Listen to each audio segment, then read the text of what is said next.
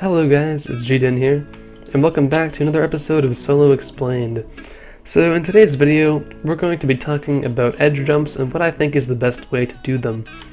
Now before I get into the actual tutorial, I just want to say that this method, or for you to use this method, you have to have a pretty good understanding of Teeworlds physics and how movement in the air works. So this is going to work more easily for experienced players, but even if you're not experienced, you can still use this to your advantage, I think, with a bit of practice. Okay, so before we get into actual edge jumps, I want to cover that when you are falling faster, you're going to cover less distance. So for example, if I go out of this teleporter and then jump, I'm going to get to about this green square here. However, if I get some speed built up first, I'm not going to go nearly as far, and that is really important for doing these edge jumps, because you have to know how far you're going to go based on how fast you're falling. Another example of this falling speed difference is up here. So if we just go against this wall, double jump, and then fall, we get over to this wall pretty fast and not much distance vertically covered. However, if we do it here and we start falling fast, it takes longer and we fall a lot more. So you kind of have to have a good understanding of this for edge jumps. Okay, now on to the actual jumps. So I have a little map here that I made that has some common edge jumps you might see in normal maps, and I'm going to show you how I would do them. Now, first of all, the way people would usually do edge jumps is they go up against the wall and just tap the key. And this method does work fine. If you have a really good keyboard, it's going to work almost 100%, but if you don't have a really good keyboard, then it's not going to.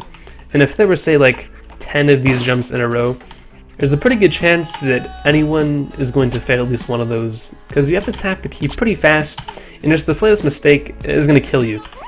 So I don't think this method is the best, and if you'd like to use it, that's fine. But there are also some situations, for example, these edges right here, where you can't jump against the wall, and stuff like this. So I'm going to show you the way I would approach those edges and every other kind of edge. Okay, so the way I do edges is that you actually have to space yourself out from the edge just perfectly, so when you hold down D, you're going to land right on the edge. And this changes based on how high you are in comparison to the edge. For example, if you're like way up here, you have to be a bit closer because you're not going to fall as fast based on the principle I explained earlier with like this stuff. And if you're lower, you have to be really far out because you're going to move farther, like this.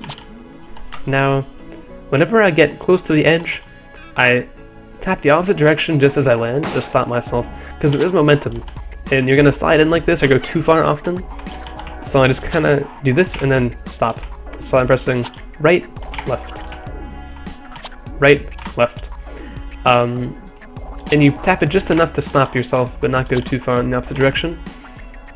Now, with this method, and just like intuition of knowing how far I'm going to fall, I can effortlessly dance around a bunch of edges just like this. This is how people see me doing these like really hard edge parts with just a ton of edges in a row. But with this method, it's actually not that hard. You just have to know where to jump. So for example, with this one, I'm going to jump lower because I'm farther away. This one I'm high, so I won't fall. Oops. So I won't fall until later. This one I'm pretty high up, so a bit closer. Here I'm going to be low.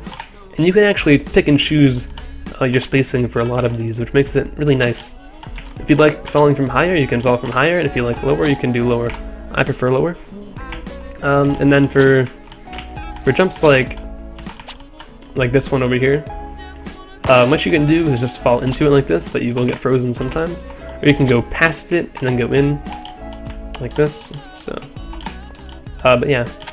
Now, like right there, I got frozen because I kind of went into it and then out, like I was saying I do. So onto edges like this, there's no wall to go against, so you can use that same principle just to fall right onto them. And I find it easiest actually if you jump off an edge right after you land. For some reason, it just makes it more simple, because if you just try to land right on the edge, it's not always easy, but if you jump right off, it actually minimizes the chances of you sliding into the tele or freeze. It's just easier, I think. And then it'll also work for jumps like this. You just fall right into it. And yeah, that's basically the method. That's really all there is to it. Not too complicated. It's just about that intuition aspect and practice. So kind of know where you can jump from, holding D, or holding A or D, knowing how high you have to be, knowing when to press back and for how long to press back, and hopefully this will help you guys out who have worse keyboards, or it'll just help out anyone who wants to have more accurate jumps. Like I have a pretty good keyboard, but I still use this method because it's almost 100% accurate. So I'm going to show some examples now of this method in practice. Okay, so here's one example of using this method in an actual map. This is Relief, a really hard dummy map that has a ton of edges. So here's a few spots where I use this. As you see right here, I go to the right first, then the left, on that edge, jump right off it again.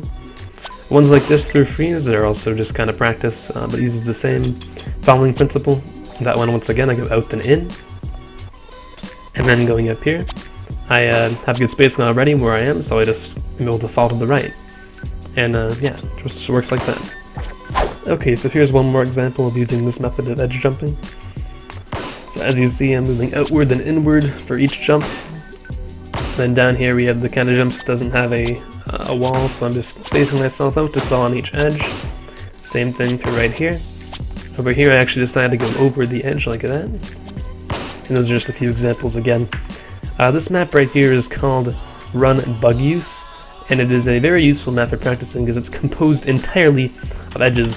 It can be found on the DD Rock servers, which are really fun servers for like old school maps and stuff. So go there if you want to play this map. And if you want to go on the DD Race network, there's a few good maps as well. For example, Hyperedge. This is a map composed entirely of edge jumps. It's pretty hard, but it's really good for practicing. Another one would be Verification 7.1.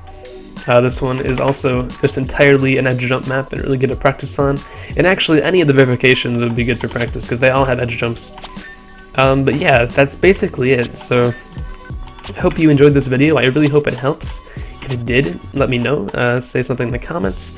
And also, please comment and say what map you want me to review how to do next on this series.